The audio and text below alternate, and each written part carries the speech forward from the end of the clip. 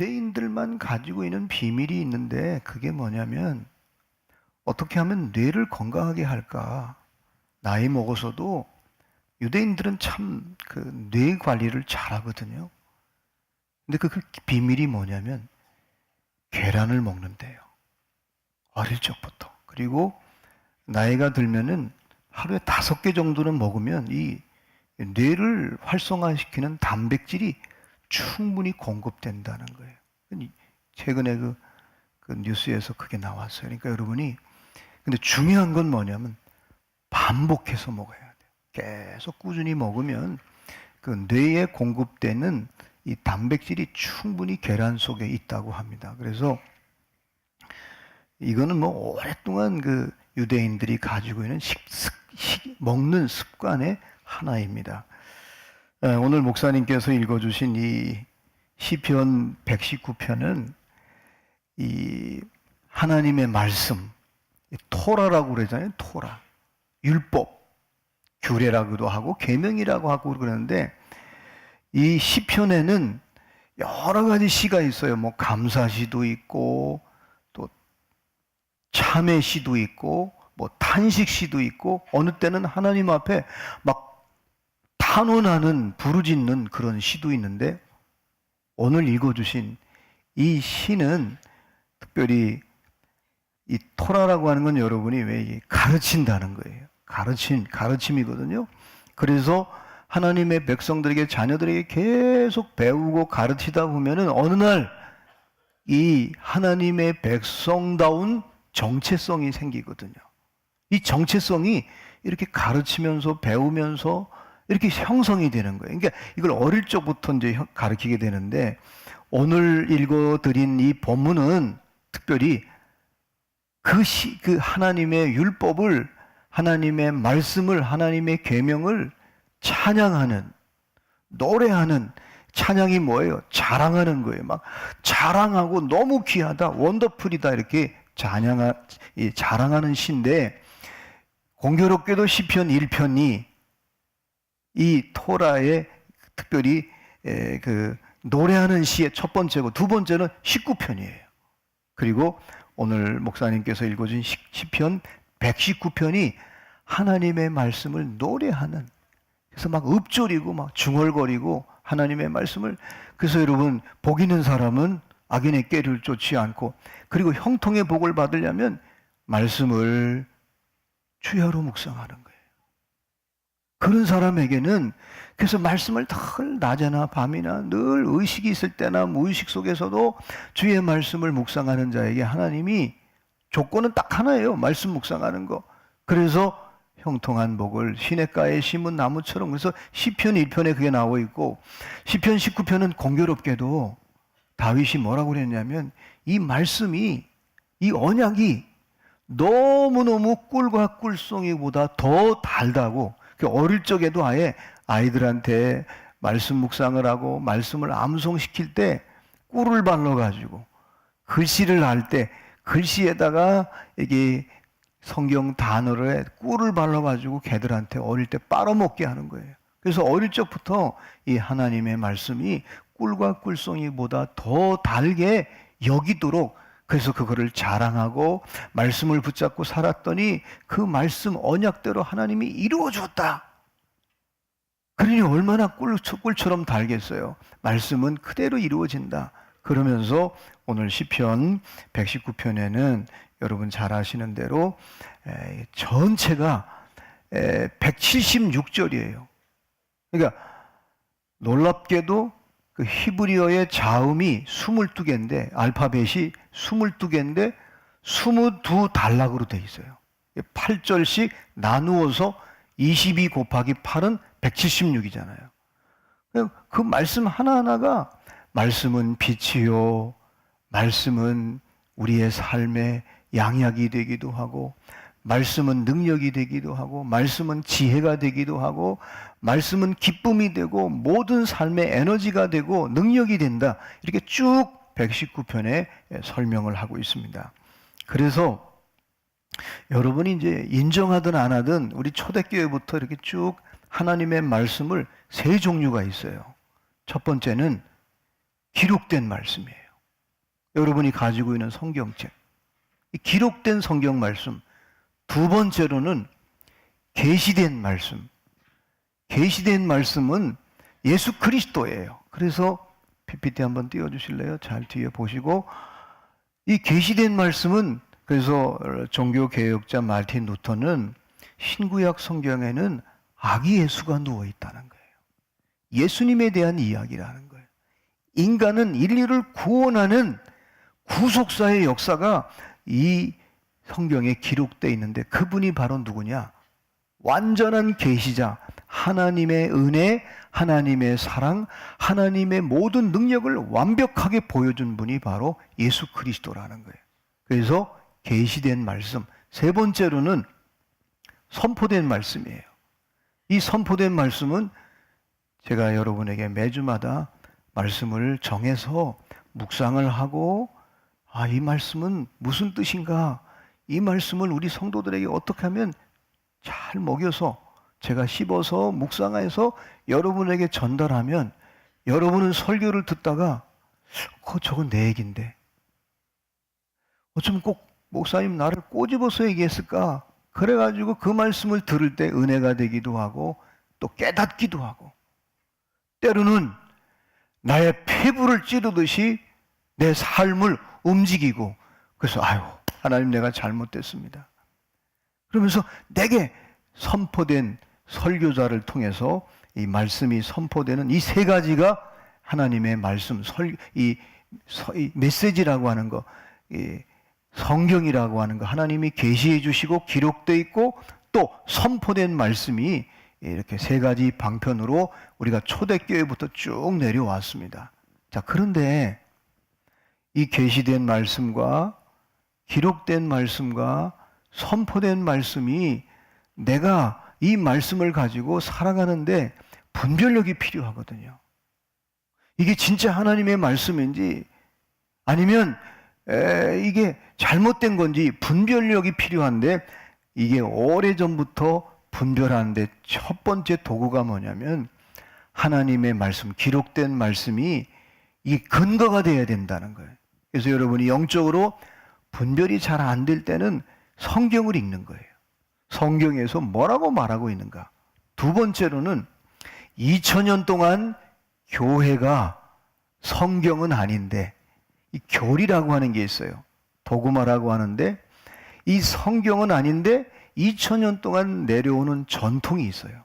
이걸 우리는 교리라고 해요. 장로교는 장로교의 교리가 있고 또 천주교는 또 천주교의 교리가 있어요. 이 전통을 소중히 여기는데 이거는 성경의 계시의 근사치예요. 이래서 분별을 하는 거예요. 그건 교리적으로 잘못됐구나. 세 번째로는 내가 내 안에 체험으로 오는 게 있어요. 이거는 체험한 거예요. 아주 선명하게 하나님이 내게 말씀하셨어요. 내게 들려주셨어요. 그거를 통해서 내가 분별할 수 있는 거예요. 누가 얘기하는 게 아니라 내가 직접 들었고 내가 직접 깨달았고 나에게 환상으로 주셨어요. 이게 내면의 경험이죠. 체험이죠. 마지막으로는 우리에게 분별할 수 있는 이성의 능력을 하나님이 주셨다는 거예요. 여러분, 이렇게 말씀드리면, 자, 여기서 약간 벗어난 데가 어디예요? 너무 교리를 강조하다 보니까 사도 베드로는 사실은 예수님의 제자 가운데 수제자일 뿐이에요. 근데 천주교가 그래서 교황이 말하면 어느 때는 성경보다 더 큰 권위를 내세울 때가 있어요. 그래서 이 천주교를 우리가 인본주의로 많이 기울어질 때가 많잖아요. 그래서 교황이 말하면 제사 드려도 돼. 그래서 천주교는 제사 드려요. 그러니까 안 믿는 사람도, 특히 유교의, 우리 대한민국은 유교의 영향을 받았기 때문에 이 제사 문제가 신앙생활하면서 관계를 깨는데 제일 예민한 문제예요. 근데 제사 드려. 술도 먹어. 그래서 제가 처음에 우리 세린교회 부임해가지고 여기 무슨 아파트죠? 여기 10단지에 살 때 저희 라인에는 이상하게 천주교인이 많았어요. 근데 구역 예배가 잘 돼요. 나중에 알고 보니까 술을 먹으니까 술안주 가지고 이렇게 아파트에 그래서 구역 예배가 그렇게 잘 된대요. 그러니까 뭐 그 음주로부터 자유하니까 그래서 이 교황의 교시가 어쩌면 이 성경에 위에 두고 있구나. 그게 이제 천주교의 인본주의. 또 하나는 여러분이 잘 아시는 대로 자기 개인적인 계시를 너무나 강조하다 보니까 성경을 믿어요. 성경을 가르치기도 해요. 근데 나중에 자기가 예수래. 자기가 재림 예수라는 거예요. 이게 바로 한국교회에 이단이 많이 생긴 배경이에요. 너무 자기 주관적인 체험을 강조하다 보니까 성경보다도 자기 주관적 계시를 강조하다 보니까 신비주의로 가는 거예요. 그래서 지금 우리는 신비주의와 인본주의를 잘 분별할 수 있어야 됩니다. 그런데 어쨌든 이 하나님의 말씀은, 이 토라는 두 가지 원이 있어요. 하나는 뭐냐면 하나님의 구원의 이야기예요. 성경 전체는 하나님이 타락한 인간을 구원하는 이야기로 가득 차 있고, 또 하나는 구원받은 하나님의 백성들이 어떻게 살아가야 되는가, 살아가는 방법을 아주 자세하게 기록해 준 것이 바로 성경입니다. 말씀입니다. 그래서 말씀을 우리가 아끼고 사랑하고 또 묵상하고 암송하는 겁니다. 오래전에 이제 그 성공회 신학대학의 교수로 계셨던 신영복 선생님이 몇 년 전에 돌아가셨어요. 이분이 원치 않게 이제 오랫동안 거의 20년을 감옥 생활을 했는데, 이분이 이제 아주 자기 옆에 한 사람을 만남으로 인해서 엄청난 깨달음이 와서 인생의 신앙의 전환점이 생겼는데, 그게 뭐냐면 옆에 목수가 감옥에 온 거예요. 근데 이분하고 대화를 하고 같이 지내다가 한 번은 집을 그리는데, 자기는 집을 그릴 때 지붕부터 그리더라는 거예요. 지붕부터. 대개 여러분 우리 보편적으로 집 그리라고 하면 지붕부터 해가지고 이렇게, 그리고 마지막에 뭐 이렇게 돌담을 하고 해서 위에부터 그리거든요. 근데 그분은 목수인데 아주 훌륭한 목소리예요. 근데 집을 그릴 때 꼭 지붕부터 그리지 않고 먼저 기초, 땅을 그리고 기초를 그리고 그 다음에 기둥을 그리고 마지막에 지붕을 그리는 거예요. 그래서 이제 대화를 하다가 이 신영복 교수님이 딱 깨달은 거예요. 자기는 공부만 한 사람이야. 자기 신앙생활이 머리로 했다는 걸 깨달은 거예요. 너무 내가 머리로 신앙생활했지 몸으로 신앙생활을 하지 않았다는 것을 그 목수를 통해서 깨닫고 난 뒤부터 이분이 신앙은 온 몸으로 하는 거구나. 몸으로 진리를 향해 가는 사람하고 머리로 가는 사람이 이렇게 차이가 있구나 해서 이 신영복 교수님이 그걸 깨달았다는 거예요. 여러분은 어떻습니까? 기록된 말씀? 목사님 성경 볼 시간이 없어요. 이제는 눈도 나빠져서 성경이 볼 수가 없어요. 그런 분도 있을 거예요. 근데 하나님은요, 놀랍게도 성경을 잘 읽고 묵상하는 분에게도 말씀하시지만은, 말씀이 토대가 되지만은 어느 때는 개인적으로 하나님이 꿈에 아니면 환상 가운데 그 말씀을 주실 때가 있어요. 그거를 요즘에는 그 예수전도산에서 하나님의 음성 듣는 훈련을 해요. 그래서 묵상을 통해서 렉시오 디비나를 통해서 하나님의 음성, 하나님의 메시지, 하나님의 계시를 듣는 훈련도 해요. 그렇게 여러분이 하나님의 말씀을 받는 사람도 있고, 어떤 사람들은 설교를 들으면서, 그래서 어떤 분들은 아예 그 설교를 많이 들어요. 본교회 담임 목사님에게도 듣지만은 요즘에는 여러분 어때? 유튜브에 막 클릭만 하면 모든 설교를, 어떤 본문도 다 들을 수 있단 말이에요. 설교를 들으면서 자기 신앙의 토대와 믿음의 생활을 하는 분들이 있어요. 자, 다윗은 어떻게 신앙생활을 했느냐? 어떻게 그가 나라를 이끌면서 하나님이 약속하신 축복 속에 살았냐면, 그는 이 토라, 기록된 말씀을 너무너무나 소중히 여겼어요. 그래서 아예 이 말씀을 자기가 주야로 묵상할 뿐만 아니라 암송하고, 또 때로는 백성들에게, 자녀들에게 가르치기도 했어요. 그래서 여러분이 아시는 대로 오늘 본문에 보니까 주의 의로운 규례를 인하여 내가 하루에 7번씩 주를 찬양하나이다. 여기서 말하는 7번이라는 얘기는, 찬양이 뭐예요? 하나님을 자랑하는 거예요. 하나님 맞습니다. 하나님의 뜻이 옳습니다. 하나님의 말씀, 이 규례를, 하나님의 말씀을, 성경을 맞습니다. 자랑하는 거예요.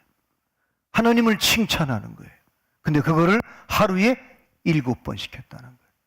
그러면 물리적으로 7번 했다는 말도 되지만은, 더 중요한 거는, 여러분, 그 7이라는 숫자는 땅의 숫자와 하늘의 숫자를 합친 게 7이에요.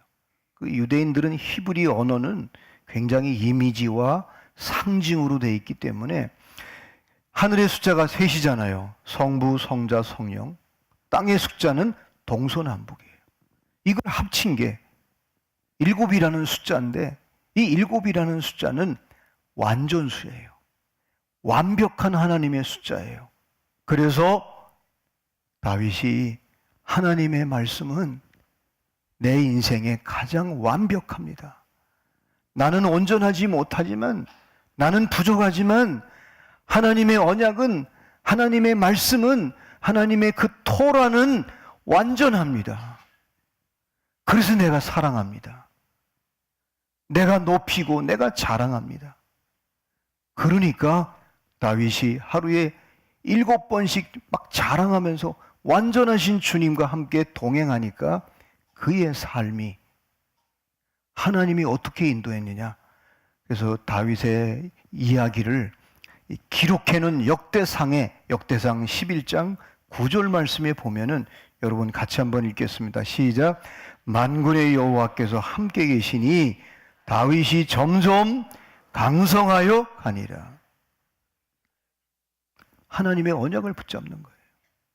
위기를 만날 때, 전쟁이 터질 때, 개인적으로 영적으로 침체될 때 하나님의 말씀을 붙잡는 거예요. 하나님의 말씀을 읽고, 그리고 고백하는 거예요. 맞습니다, 하나님. 하나님의 말씀에 자기 존재를, 자기 실존을, 자기 생활을, 자기 위기를, 자기 문제를 거기다 올려놓는 거예요. 근데 놀라운 것은 하나님이 그를 점점 강성하게 해주었다는 거예요. 여러분, 이 하나님의 말씀은, 제가 지금 여러분 이렇게 설교를 하면서 말을 하잖아요. 이 말은 제가 여러분을 설교 말씀을 전하기 위해서 이렇게 묵상하고 내 생각 속에서, 지금 마음 속에서 준비한 거잖아요. 그거를 여러분에게는 표현하고 PPT를 통해서 여러분에게, 이런 모든 말은 저의 마음 속에서 준비된 거잖아요. 그렇다면 하나님의 말씀은 뭐예요? 하나님의 마음에서 나온 거예요. 하나님의 마음에서 나왔기 때문에 말씀을 사랑하고 말씀을 믿는 자는 자꾸 하나님의 마음과 이렇게 포개지는 거예요. 그러니까 사도행전 13장 22절에 하나님께서 다윗에게 내 마음에 합한 자라고 성경이 기록하고 있는 거예요.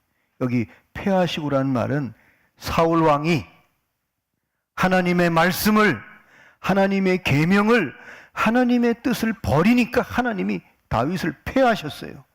그리고 두 번째 왕으로 다윗 왕을 세우고, 다윗이 하나님의 말씀을, 하나님의 언약을, 하나님의 마음을 자꾸 자기 마음과 포개어 사니까 다윗을 왕으로 세우시고 증언하여 이르되, 내가 이새의 아들 다윗을 만나니 내 마음에 맞는 사람이라, 내 뜻을 다 이루리라 하시더라. 하나님하고 마음이 맞으니까 하나님의 뜻이 이루어지는 거예요. 하나님의 역사가 일어나는 거예요. 그러니까 그는 이스라엘의 역대 왕 가운데 그가 하는 일마다 다윗이 점점 강성해졌다. 이게 바로 기록된 말씀을 사랑하고 사랑할 뿐만 아니라 사모하고 자랑하고 높이고, 이것은 완벽한 하나님의 말씀입니다. 나는 부족합니다. 나는 온전하지 못합니다. 그 위에 자기를 세울 때 하나님이 다윗을 온전하게, 능력 있게, 지혜롭게 다윗을 하나님이 세워주셨다는 이야기입니다. 어떤 때는 여러분 또 하나님의 말씀이 내게 음성으로, 또 때로는 이렇게 환상으로 들려올 때가 있어요. 저는 지난주에 신방을 하면서 사실은 제가 위로하러 갔는데 돌아오면서 제가 신방하면서 더 위로를 받고 왔어요. 가정에 암 환자가 있으니 얼마나 힘들겠어요. 그걸 놓고 기도하게 되고 부르짖게 되고 셀도 기도하고, 그런데 갑자기 하나님께서 음성이 들려온 거예요. 말씀이 들려온 거예요. 너가 좀 너희 가족만을 위해서 기도하지 말고 교회를 위해서, 주의 종을 위해서, 또 교회 안에 연약한 지체를 위해서 네가 좀 기도했으면 좋겠다. 하나님의 음성이에요. 그래서 그 하나님의 말씀을, 하나님의 음성을 듣고 교회를 위해 기도하기 시작했어요. 교회 안에 연약한 지체를 위해서 기도하기 시작했어요. 또 주의 종들을 위해서 기도하기 시작했어요. 그런데 그 1년여간에 암도 많이 치유되고 자녀들도 위치를 주시고, 또 자녀들 가운데 사업하는 자녀들에게 지경을 넓혀주고, 더 놀라운 것은 온 가족이 신앙심도 또 가족에도 풍성해진 거예요. 하나님의 음성, 계시의 말씀, 그거를 그대로 내 마음과 하나님의 의지와 하나님의 뜻과 하나님의 마음과 내가 포기하여 살았더니 그런 역사를 경험하게 된 거예요. 돌아오면서 제 아내에게, 사모에게 마태복음 6장 33절 말씀에 너희는 먼저 그의 나라와 의를 구하라. 그리하면 이 모든 것을 너에게 더하시겠다. 그 말씀이 그 가정에 이루어진 거예요. 할렐루야. 우리 성도들의 가정이에요. 저도 개인적으로 제가 이제 신학교를 공부하고 첫 학기, 한 학기를 마치고 고향에 갔는데 마침 그날 금요일이었어요. 우리 친구들이, 청년부 친구들이 구역 예배를 드린다고 하면서 야, 여기 신학생이 왔으니까 네가 설교하라고 그래가지고 제가 어쩔 수 없이 등 떠밀려가지고 첫 설교를 한 게 빌립보서 4장 4절로 7절 말씀을 가지고 제가 설교했어요. 근데 제가 여러분 아는 사람 앞에서 설교하는 게 굉장히 힘들잖아요. 나를 너무 잘 알잖아요. 근데 더군다나 친구들 앞에서 이 설교한다는 게 진짜 땀을 뻘뻘 흘리고 버벅대면서 설교를 했어요. 근데 그 말씀이 저가 그때부터 지금까지도 제 인생에, 제 삶에 아예 토대가 됐어요. 그래서 그 말씀은 제가 아예 외워버렸어요. 또 힘들 때마다, 이게 첫 번째가 뭐냐? 주 안에서 기뻐하라. 내가 다시 말하노니 기뻐하라. 구원받은 기쁨. 빨리 자는 분들 깨라고 지금 알람이 울렸어요. 자, 구원받은 기쁨을 놓치면 안 되잖아요. 목사도요. 그래서 그 기쁨을 늘 유지하려고 해요. 그 말씀이 나의 삶의 토대예요. 두 번째, 너희 관용을 모든 사람에게 알게 하라. 주께서 가까우시니라. 이 관용이란 말은 만나는 사람들에게 너그럽게 하고 온유하게 하고 기다려주고, 사실 저가 관용이라는 걸 잘 못하거든요. 근데 조금씩 조금씩 나아지는 거예요. 조금씩 조금씩. 그 말씀이 나의 어쩌면 내 인생의 토대예요. 자, 구원받은 거, 인간관계, 이웃과의 관계, 사람을 만나잖아요. 특히 목회는 더더군다나. 그런데 6절로 7절 말씀이 아무것도 염려하지 말고, 여러분 걱정이 많잖아요. 또 두려움도 있잖아요. 근데 아무것도 염려하지 말고 모든 일에 기도와 간구로 너희 구할 것을 감사함으로 하나님께 아뢰라. 그리하면 모든 지각에 뛰어난 하나님의 평강이 그리스도 예수 안에서 너희 마음과 생각을 지키시라. 여러분 마음속에 두려움이 있고, 마음속에 염려가 있고, 생각 속에 두려움이 있고, 염려가 있고, 걱정이 있잖아요. 근데 하나님께서 저에게만 주신 이 66권 가운데 빌립보서 4장 4절로 6, 7절 말씀을 저에게 인생의 토대로 주신 거예요. 지금도 걱정이 되고 염려가 되고 근심이 되고 부족함을 연약할 때마다 기도하는 거예요. 또 간구할 수밖에 없어요. 하나님, 난 요거밖에 안 돼요. 난 부족해요, 주님. 이 정도밖에 안 돼요. 간구하면 하나님의 평강이 저의 생각과 마음을 지켜주고 안아주고 품어주니까 이렇게 온 거예요. 아마 여러분도 개인적으로 좋아하는 성경 구절이 있을 거예요. 그죠? 또 어떤 분들은 너무나 선명하게 하나님이 꿈속에서 말씀하신 계시의 말씀이 있단 말이에요.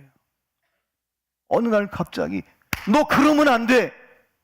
어느 때는 그림으로 보여주고 이야기로, 스토리로 보여주고 아주 너무나 선명하게 또렷하게 계시로 우리에게 점을 찍어주고 확 말씀하신 게 있단 말이에요. 다윗은 기록된 말씀을 붙잡았어요. 제가 아까 은혜 받았다는 그 성도님은 하나님이 말씀하시는 거 음성으로 들려준 거야. 너무 바쁘다 보니까 성경을 읽을 시간이 없으니까. 저 같은 경우는 신학교 처음 초년생인데 친구들한테 설교하다가 그 말씀이 계속 저를 떠나지 않는 거예요. 저에게는 그게 레마잖아요. 나에게만 주신 거예요. 3가지 구원의 기쁨, 이웃에게 사람들 만나면 네가 온유해라, 관용하라는 거. 생각과 마음이 인생을 살면서 사역하면서 걱정과 두려움과 염려가 있을 때 기도하면, 부르짖으면 하나님의 평강이 너의 생각과 마음을 내가 안아주고 지켜주겠다. 조금씩 조금씩 나아지는 거예요. 왜? 말씀이 언약이기 때문에. 그 말씀을 사랑하니까 애운 거잖아요. 제가 뭐 똑똑해서 애운 것도 아니고 그냥 그것이 나에게 주시는, 내가 이 어쩌면 인생을 살면서 내 인생에, 내 실존에 그것이 토대가 되겠구나 생각하고 그거를 늘 힘들고 어려울 때마다 내가 구원받았지. 내가 이 한 번 구원은 영원한 구원인데 그럼 인간관계는 어떤가? 지금 조금씩 조금씩 이제 나이 먹어서 조금씩 또 달라지는 거예요. 여러분 오늘 말씀에 하나님의 말씀을 사랑했던 다윗, 그래서 우리 165절 제가 읽어드리겠습니다. 주의 법을 사랑하는 자에게는 큰 평안이 있으니 저희에게 장애물이 없으리라. 여러분이 말씀을 사랑하고 그게 내가 계시로 받았던, 아니면 여러분이 기록된 말씀이든지, 아니면 설교 시간에 어느 날 내가 절대절명의 위기 때, 주일날 예배 시간에, 수요예배 때 부목사님을 통해 누군가가 말씀을 들었는데 그것이 나한테 휠이 와서 꽂혔어요. 그 말씀을 사랑하고 붙잡고, 여러분이 하나님이 주신 메시지라고 붙잡는 자에게는 제일 먼저 뭐를 주느냐? 평안을 준다는 거예요. 이 샬롬이라는 말은 여러분 일상적으로는 하나님의 약속이 내 인생에 이렇게 하나하나 이루어져가는 상태를 샬롬이라고 그래요. 종말론적으로는 여러분 인간은 누구나 다 죽음이라고 하는 두려움이 있어요. 근데 죽을 때에 평안하게 내가 죽음이 임박했을 때에 두려움이 없는 거예요. 그게 샬롬이에요. 평소에는 내가 하나님의 말씀을 붙잡고 갈 때 조금씩 이루어지는, 변화되는, 깨닫는, 그리고 축복을 주는, 복을 누리는 상태예요. 근데 마지막 종말론적으로는 내가 죽을 때 두려움 없이 할렐루야 하고 죽음까지도 함께하는 그 평안, 이것이 바로 말씀을 사랑하고 말씀을 소중히 여기는 자에게 주시는 첫 번째 복이에요. 두 번째는 뭐냐? 장애물이에요. 여러분, 우리가 살 때 얼마나 많은 장애물이 있어요. 사업하는 분들, 직장 생활하는 분들, 가정에서도 마찬가지예요. 인간관계의 장애물, 물질의 장애물, 상처의 장애물, 이 장애물이 우리 앞에 계속 있어요. 근데 하나님의 말씀을 묵상하고 하나님의 말씀을 붙잡고 하나님의 말씀에 이끌려 사는 사람에게는 장애물이 뭐라 해서 없으리로다. 이건 두 가지로 생각해야 돼요. 하나는 하나님이 해체시켜주는 것도 있지만 더 중요한 거는 여러분, 이상하게 하나님의 언약의 말씀을 붙잡는 자들은 장애물 위에 세우는 거예요. 그거를 다스릴 수 있도록, 그거를 정복할 수 있도록. 내 인격의 부족함, 장애물이었어요. 근데 하나님의 말씀을 붙잡고 그 말씀도 믿고 살아갔더니 그거를 뛰어넘는 거예요. 장애물을 다스리고, 장애물도 에너지예요. 여러분, 우리를 방해하고 우리를 힘들게 하는 거 전부 에너지예요. 근데 그 에너지를 내가 오히려 그 위에서 그거를 지배하고 다스리고 통치할 수 있는 능력을 하나님이 말씀을 사랑하고 언약의 말씀을 붙잡고 사랑하는 자에게 주시는 놀라운 역사라는 거예요. 그게 은혜예요. 사랑하는 여러분, 정말 말씀을, 기록된 말씀이든지 나에게만 주신 꿈속에서 환상 가운데 들려준 계시의 말씀이든지 아니면 주일날, 수요일날 새벽에 여러분에게 셀레베 때에 선포되는, 서로 나누는 메시지든지 어떤 메시지든지 어떤 말씀이든지 여러분이 사랑하고 여러분이 묵상하고 여러분이 붙잡고 갈 때 말씀이 나를 이끌어갈 줄로 믿습니다. 말씀이 우리 가정을, 우리 인생을 이끌어갈 때 제일 먼저는 평강이 오고 두 번째로는 장애물을, 때로는 장애물을 이기게 하든지 아니면 장애물 위에서 그것을 다스리게 하시든지 장애물을 없애주는 거예요. 여러분, 다윗에게 최고의 장애물이 뭐예요? 주변 나라가 계속 쳐들어오는 거예요.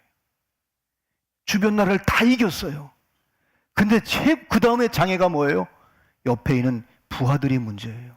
여러분, 힘이 생기면요, 부하들이, 요압 장군이 여러분 힘이 생기니까 다윗을 굉장히 힘들게 해요. 근데 더 힘든 장애가 뭐예요? 더 큰 장애는 자기 속에 있는 죄성이에요. 그가 쫓겨다닐 때는 간음하지 않았어요. 평안할 때, 잘 될 때 죄를 졌거든요. 자기 인생의 가장 큰 장애물은 자기 자신이었어요. 근데 하나님의 말씀을 주야로 묵상하고 하나님을 말씀을 사랑했더니 언약을 사랑할 때 그것을 다 이길 수 있는 힘을 하나님이 주셨습니다. 사랑하는 여러분, 기록된 말씀이든지 설교 시간에 들려준 말씀이든지 여러분 개인적으로 계시로 주신 말씀인지 말씀을 사랑하고 말씀에 이끌려갈 때 큰 평안, 이 큰 평안이 뭘까요? 저는 그렇게 생각해요. 제일 큰 평안은 천국이 임하는 거예요. 하늘의 큰 평안. 그리고 장애물. 저도 여러분 오늘 설교하는 저 자신도 저에게 장애물이 진짜 내 안에 있는 거예요.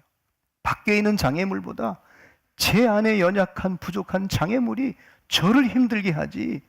그런데 하나님의 말씀을 여러분이 언약을 사랑할 때 그런 장애물이 하나하나 해체되고 더 나아가서는 그 장애물 위에 두어서 그거를 다스리고 정복하는 그런 은혜를 하나님께서 주실 줄로 믿습니다.